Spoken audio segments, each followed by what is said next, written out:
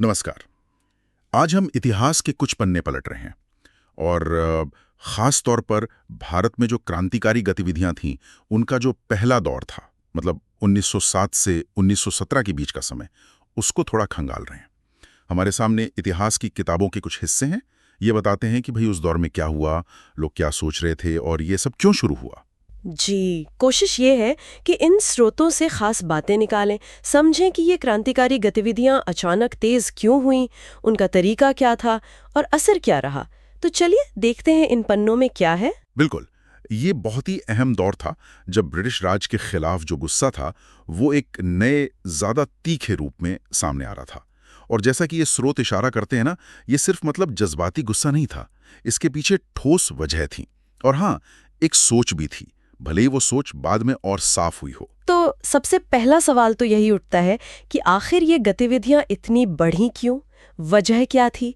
स्रोत कहते हैं कि जब खुलेआम आंदोलन चल रहे थे, जैसे स्वदेशी आंदोलन, वो जब थोड़े धीमे पड़े। हाँ। तो नौजवानों का एक बड़ा तबका था, वो चुप बैठने को तैयार नहीं था, एक बेचैनी थी उनमें। हाँ, और स्रोत ये भी बताते हैं कि उस समय का जो नेतृत्व था वो शायद इन नौजवानों की इस जोशीली ताकत को सही दिशा नहीं दे पाया या उसका इस्तेमाल नहीं कर सका। और साथ ही सरकार का रवैया भी बहुत सख्त था, मतलब विरोध जताने के जो शांतिपूर्ण तरीके थे ना, हाँ। सरकार की दमनकारी नीतियों ने उन्हें लगभग बंद ही कर दिया था। अच्छा। तो जब बोलने, अर्जी देने के रास्ते बंद हो जाते हैं तो अक्सर लोग फिर दूसरे रास्ते ढूंढते हैं। अच्छा। इन सब चीजों ने मिलकर आप कह सकते हैं नौजवानों को हथियार उठाने वाले रास्ते की तरफ धकेला। अच्छा, तो ये तो हुई वजह। अब आते हैं इनकी सोच पर। ये करना क्या चाहते थे, इनकी विचारधारा क्या थी, ये हिस्सा बाकी दिलचस्प है। स्रोत बताते हैं कि इनका एक मुख्य तरीका था ऐसे ब्रिटिश अफसरों को निशाना बनाना जो जनता के बीच बदनाम थे, उनकी हत्या करना। हाँ, और मकसद दोहरा था, जैसा स्रोत बताते हैं। एक तो ये कि ऐसे हमलों से अंग्रेज शासकों के मन में खौफ पैदा हो। दूसरा, आम लोगों को ये दिखाना कि ताकतवर अंग्रेजों को भी चुनौती दी जा सकती है, उन्हें हराया जा सकता है। मतलब एक तरह से लोगों को हिम्मत देना कि वो भी उठ खड़े हों और अंग्रेजों को जोर जबरदस्ती से बाहर निकालें। तो क्या ये तरीका कहीं और से लिया गया था? कोई प्रेरणा थी? हाँ, ये दिलचस्प है। स्रोत बताते हैं कि ये जो रणनीति थी ना, ये काफी हद तक आयरलैंड के राष्ट्रवादियों जैसी थी, या फिर रूस के शून्यवादी थे, निहिलिस्ट जिन्हें कहते हैं, उनके जैसा। मतलब कुछ गिने चुने लोगों के, क्या कहते हैं, व्यक्तिगत वीरता वाले कामों पर जोर था। अच्छा। ये उस तरह का देशव्यापी संघर्ष नहीं था जिसमें लाखों लोग साथ आते हों, जैसा हमने बाद के दौर में देखा, खासकर गांधी जी के आंदोलनों में। लेकिन ये समझना जरूरी है, जैसा स्रोत भी कहते हैं, कि उनका इरादा सिर्फ दहशत फैलाना नहीं था। बिल्कुल नहीं, बिल्कुल नहीं। स्रोत साफ करते हैं कि उनका आखिरी मकसद आतंकवाद नहीं बल्कि क्रांति लाना था, और उस क्रांति से वो भारत में एक अपनी राष्ट्रीय सरकार बनाना चाहते थे। तरीका भले ही हिंसा का था, पर लक्ष्य तो राजनीतिक था, आजादी और अपनी सरकार। उस दौर के जज्बे को दिखाने वाले कुछ बड़े असरदार बयान भी इन स्रोतों में मिलते हैं। जैसे सुभाष चंद्र बोस ने बाद में कहा था इनके बारे में, क्या आप वो लिखावट नहीं देखेंगे जो ये आतंकवादी अपने खून से लिख रहे हैं? हाँ बिल्कुल, उनके बलिदान को एक तरह से पहचान देना। और मदन लाल ढींगरा का वो दृढ़ संकल्प याद कीजिए। 1909 में लंदन में कर्जन वाइली को मारने के बाद उन्होंने जो कहा था, हाँ। जब तक मेरा मिशन पूरा नहीं हो जाता और वो मातृभूमि, मानवता की भलाई और ईश्वर की महिमा के लिए स्वतंत्र नहीं हो जाती। इसमें गहरा समर्पण दिखता है, मजबूत इरादा झलकता है। तिलक का भी जिक्र है, उनके केसरी के लेख का। हाँ, बाल गंगाधर तिलक का केसरी अखबार में छपा एक लेख, ये 1897 का है, उस वक्त की सोच को समझने में बहुत मदद करता है। अच्छा। उन्होंने लिखा, ईश्वर ने विदेशियों को हिंदुस्तान के राज्य का ताम्रपत्र पर लिखा अनुदान नहीं दिया है। और फिर वो लोगों से कहते हैं कि अपनी सोच को बस अंग्रेजी कानूनों तक मतलब सीमित मत रखो, दंड संहिता के दायरे से बाहर निकलो और श्रीमद् भगवद गीता के अत्यंत ऊंचे माहौल में प्रवेश करो और महापुरुषों के कार्यों पर विचार करो। ये तो सीधी चुनौती थी, सीधी सीधी ब्रिटिश कानूनों को चुनौती थी। और इसके लिए वो धार्मिक ग्रंथों से प्रेरणा लेने की बात कर रहे थे। ये दिखाता है कि कैसे वो लोग परंपरा और धर्म को भी क्रांति से जोड़ रहे थे। तो ये तो हुई सोच और इरादों की बात। अब देखते हैं कि ये क्रांतिकारी विचार असल में जमीन पर कैसे उतर रहे थे। बिल्कुल। बंगाल इसका गढ़ कैसे बना? स्रोत बताते हैं कि बंगाल इस दौर में क्रांतिकारी गतिविधियों का एक बड़ा केंद्र था, बल्कि शुरुआत भी यहीं से दिखती है।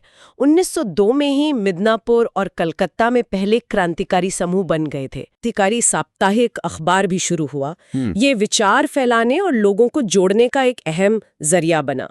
हालत ये थी कि 1905-6 आते आते कई अखबार खुलकर ऐसी क्रांतिकारी हिंसा की वकालत करने लगे थे। माहौल वाकई मतलब गर्म हो चुका था। 1907 में पूर्वी बंगाल और असम के लेफ्टिनेंट गवर्नर थे बैमफील्ड फुलर, जो काफी बदनाम थे। उनकी हत्या की कोशिश भी हुई। और 1908 की मुजफ्फरपुर वाली घटना, वो तो बहुत मशहूर हुई थी। प्रफुल्ल चाकी और खुदीराम बोस ने जज किंग्सफोर्ड को मारने के लिए बम फेंका था। हाँ, उनकी बग्गी पर बम फेंका। बदकिस्मती से किंग्सफोर्ड उस बग्गी में थे नहीं और 2 ब्रिटिश महिलाएं मारी गई। हाँ। इस घटना के नतीजे गंभीर हुए। खुदीराम बोस पकड़े गए और उन्हें फांसी दे दी गई। वो शायद सबसे कम उम्र के क्रांतिकारियों में से थे जिन्हें फांसी हुई।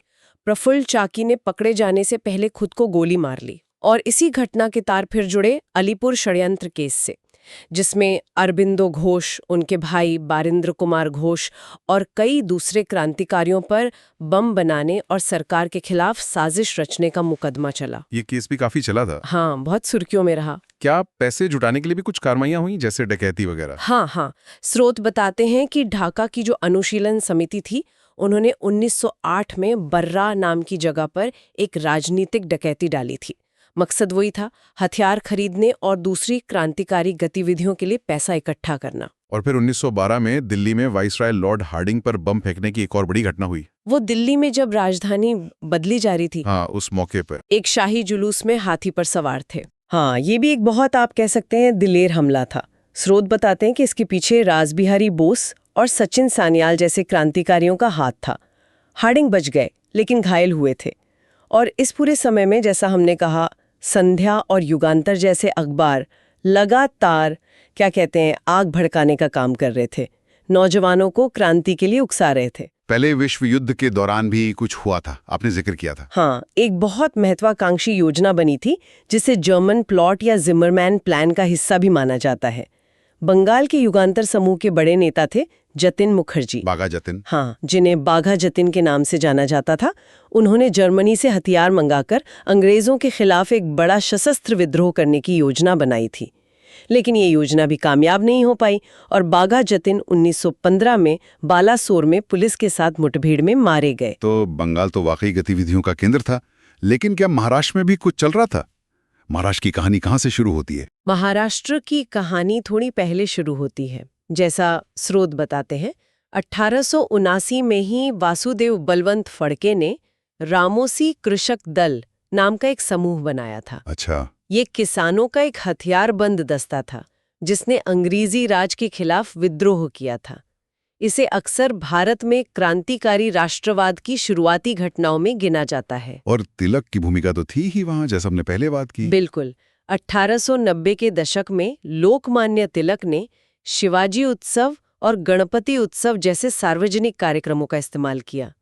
नौजवानों में राष्ट्रवाद और अंग्रेजों के खिलाफ लड़ने का जज्बा भरने के लिए। उनके अखबार केसरी और महाराष्ट्र भी यही काम कर रहे थे। चापेकर बंधुओं का भी जिक्र आता है यहाँ। 1897 की घटना। हाँ, 1897 में पूना में एक बड़ी घटना हुई। दामोदर हरी चापेकर और बालकृष्ण हरी चापेकर 2 भाई थे। उन्होंने पूना के plague commissioner Walter Charles Rand और उनके एक साथी लेफ्टिनेंट आयरसेट की गोली मारकर हत्या कर दी। इसकी वजह क्या थी? वजह ये थी कि पूना में प्लेग फैला था और रैंड ने उसे काबू करने के नाम पर बहुत सख्ती और ज्यादतियां की थी। लोग बहुत नाराज थे। चापेकर बंधुओं को बाद में फांसी दे दी गई। और सावरकर भाइयों का संगठन मित्र मेला और अभिनव भारत, हाँ, वो भी महाराष्ट्र से ही जुड़ा है। 1899 में नासिक में विनायक दामोदर सावरकर और उनके भाई गणेश दामोदर सावरकर ने मित्र मेला नाम की एक गुप्त समिति बनाई थी। स्रोत बताते हैं कि यही समिति 1904 में ज्यादा संगठित होकर अभिनव भारत बन गई। ये इटली के क्रांतिकारी मैजिनी के यंग इटली संगठन से प्रेरित थी। और इनका मकसद भी वही था? हाँ, मकसद वही था, सशस्त्र क्रांति से आजादी हासिल करना। और अभिनव भारत ने भी कोई बड़ी कार्रवाई की? जी हाँ, 1909 में अभिनव भारत के ही एक सदस्य थे अनंत लक्ष्मण कन्हेरे। उन्होंने नासिक के डिस्ट्रिक्ट मजिस्ट्रेट एएमटी जैक्सन की हत्या कर दी। अच्छा, क्यों? वजह ये थी कि जैक्सन ने गणेश सावरकर को देशद्रोही कविताएं लिखने के जुर्म में सजा सुनाई थी। तो आप देख सकते हैं कि महाराष्ट्र में भी घटनाओं का एक पूरा सिलसिला चल रहा था, प्रेरणा, फिर संगठन और फिर कार्रवाई। बंगाल और महाराष्ट्र के अलावा पंजाब में क्या हो रहा था? स्रोत यहाँ थोड़े कम डिटेल में बताते हैं। हाँ, पंजाब में भी हलचल थी, जैसा कि स्रोत बताते हैं। हालांकि यहाँ उतनी तफसील से घटनाओं का जिक्र नहीं है जितना बंगाल या महाराष्ट्र का है, पर कुछ बड़े नाम सामने आते हैं, जैसे लाला लाजपत राय, अजीत सिंह जो भगत सिंह के चाचा थे, आगा हैदर, सैयद हैदर रजा, भाई परमानंद, लालचंद फलक, सूफी अंबा प्रसाद। इन नामों का होना ही दिखाता है कि क्रांतिकारी विचार पंजाब में भी जड़े जमा रहे थे और वहां भी लोग सक्रिय थे, भले ही उनकी कार्रवाइयों का ब्यौरा इन अंशों में न हो। ये दिखाता है कि ये लहर सिर्फ कुछ इलाकों तक ही सीमित नहीं थी। और ये संघर्ष सिर्फ भारत की जमीन पर ही नहीं लड़ा जा रहा था, है ना? इसकी गूंज तो विदेशों तक थी। ये भी इस दौर की एक खास बात लगती है। बिल्कुल, ये लड़ाई अंतर्राष्ट्रीय हो चुकी थी। आप देखिए, 1905 में ही श्यामजी कृष्ण वर्मा नाम के एक राष्ट्रवादी ने लंदन में इंडियन होम रूल सोसाइटी की स्थापना की। उन्होंने एक हॉस्टल भी खोला, इंडिया हाउस नाम से। ये जगह ब्रिटेन में पढ़ने वाले भारतीय छात्रों और क्रांतिकारियों के मिलने जुलने और योजना बनाने का एक बड़ा अड्डा बन गई। अच्छा। श्यामजी कृष्ण वर्मा ने द इंडियन सोशियोलॉजिस्ट नाम का एक जर्नल भी निकाला, जिसमें वो क्रांतिकारी विचारों का प्रचार करते थे। और मदन लाल धींगरा भी इंडिया हाउस से जुड़े थे, जिन्होंने कर्जन वाइली की हत्या की थी। हाँ, मदन लाल ढींगरा इंडिया हाउस से ही जुड़े थे। 1909 में उन्होंने लंदन में ही सर विलियम कर्जन वाइली नाम के एक ब्रिटिश अधिकारी की गोली मारकर हत्या कर दी। कर्जन वाइली भारत सचिव के राजनीतिक सलाहकार थे। इस हत्या ने पूरे ब्रिटिश साम्राज्य में सनसनी फैला दी थी। ढींगरा को फांसी दे दी गई, लेकिन उनके बयान ने, जिसका हमने पहले जिक्र किया, कई लोगों को प्रेरित किया। मैडम कामा का भी नाम आता है। वो कहाँ सक्रिय थी? हाँ, मैडम भिखाजी कामा, वो पेरिस और जिनेवा जैसे यूरोपीय शहरों से काम कर रही थी।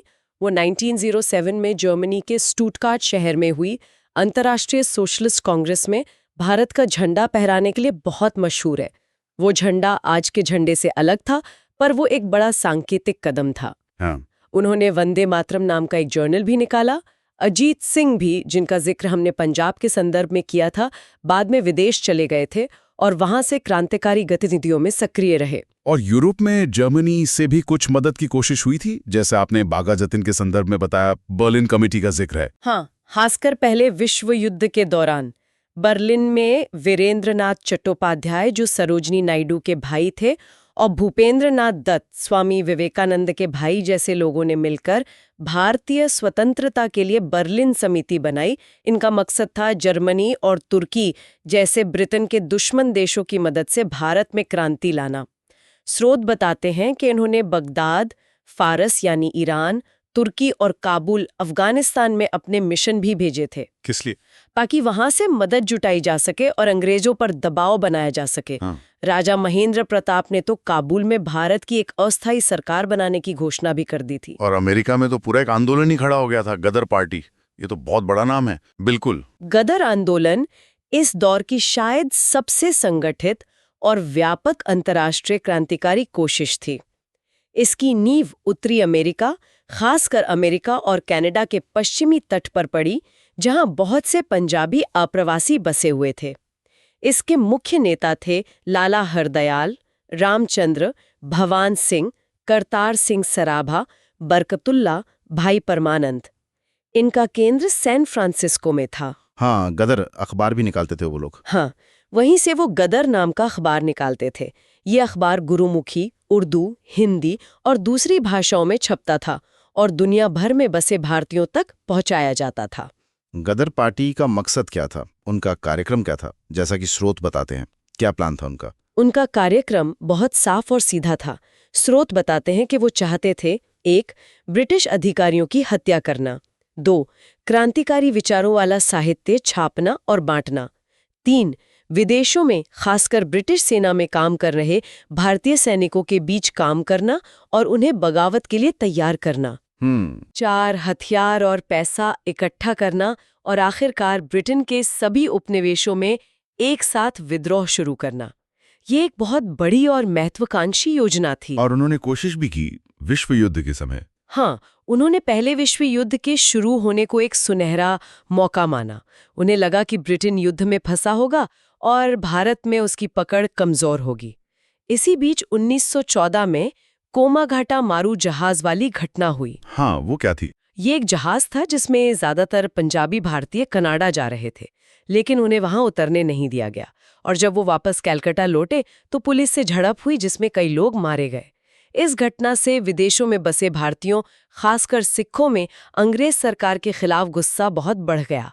गदर पार्टी ने इस गुस्से का इस्तेमाल किया और भारत में एक बड़े सशस्त्र विद्रोह की तारीख तय थी, 21 फरवरी 1915। लेकिन ये योजना सफल नहीं हुई।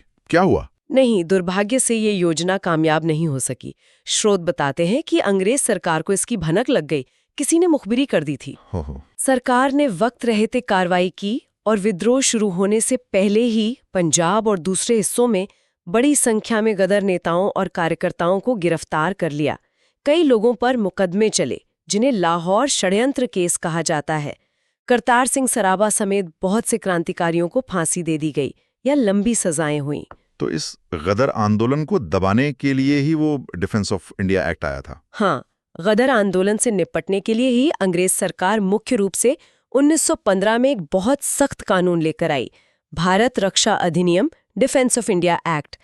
इस कानून ने सरकार को बिना मुकदमा चलाए किसी को भी नजरबंद करने और प्रेस पर पाबंदी लगाने जैसे बहुत ज्यादा अधिकार दे दिए। तो इस गदर आंदोलन के असफल होने के बाद क्या इन क्रांतिकारी गतिविधियों में कमी आई? ये पहला दौर खत्म होने लगा? हाँ, जैसा कि इन दस्तावेजों में इशारा है, पहले विश्व युद्ध के बाद और गदर आंदोलन के कुचले जाने के बाद क्रांतिकारी गतिविधियों के इस पहले दौर में धीरे धीरे कमी आई। शायद नेताओं की गिरफ्तारी, सरकारी दमन और कह सकते हैं रणनीति की कुछ सीमाओं के चलते ऐसा हुआ होगा। इसके ठीक ठीक कारण और ये गिरावट कैसे हुई, इस पर इन अंशों में ज्यादा जानकारी नहीं है। शायद कहानी फिर अगले दौर की तरफ बढ़ती है, जहां संघर्ष के नए तरीके सामने आते हैं। तो इस सारी बातचीत का निचोड़ क्या निकालें? हमने देखा कि भारत में क्रांतिकारी राष्ट्रवाद का ये पहला दौर एक तरह से निराशा, सरकारी दमन और नौजवानों के जोश का नतीजा था। इनकी सोच व्यक्तिगत वीरता, कुर्बानी और अंग्रेज शासकों के दिल में डर पैदा करने पर टिकी थी और इनका आखिरी मकसद था भारत के लिए एक राष्ट्रीय सरकार बनाना। बिल्कुल, और ये सिर्फ एक जगह तक सीमित नहीं था। बंगाल, महाराष्ट्र, पंजाब से लेकर लंदन, पेरिस, बर्लिन और सैन फ्रांसिस्को तक ये फैला हुआ था।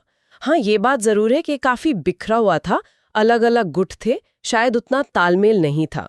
अनुशीलन समिति, अभिनव भारत, गदर पार्टी जैसे संगठन और किंग्सफोर्ड को मारने की कोशिश, वायसराय हार्डिंग पर बम फेंकना, कर्जन वाइली की हत्या जैसी घटनाएं इस दौर की पहचान बन गई। इन स्रोतों से गुजरते हुए एक सवाल मन में आता है, ये जो व्यक्तिगत बहादुरी और बलिदान पर आधारित शुरुआती कोशिशें थीं, बाद के दौर में जो गांधी जी के नेतृत्व में बड़े जन आंदोलन हुए, उनकी तुलना में ये कितनी असरदार रही होंगी? क्या इन्होंने सिर्फ चिंगारी का काम किया? ये एक बहुत अहम सवाल है और इस पर इतिहासकारों में अलग अलग राय हो सकती है। क्या इन शुरुआती बलिदानों ने, भले ही वो फौरी तौर पर कामयाब ना हुए हों, लोगों के मन में राष्ट्रवाद की भावना को जगाने और बाद के बड़े आंदोलनों के लिए क्या कहते हैं जमीन तैयार करने में कोई भूमिका निभाई? या फिर ये मानना पड़ेगा कि सिर्फ कुछ लोगों की बहादुरी काफी नहीं थी और आज़ादी की लड़ाई के लिए रणनीति में बड़े बदलाव की जरूरत थी, जैसा कि बाद में हुआ भी। ये सोचने वाली बात है कि कैसे विरोध और संघर्ष के तरीके वक्त और हालात के साथ बदलते हैं। हर दौर का अपना योगदान होता है, अपनी सीमाएं होती हैं। यकीनन आगे सोचने और खंगालने के लिए एक दिलचस्प नुक्ता है।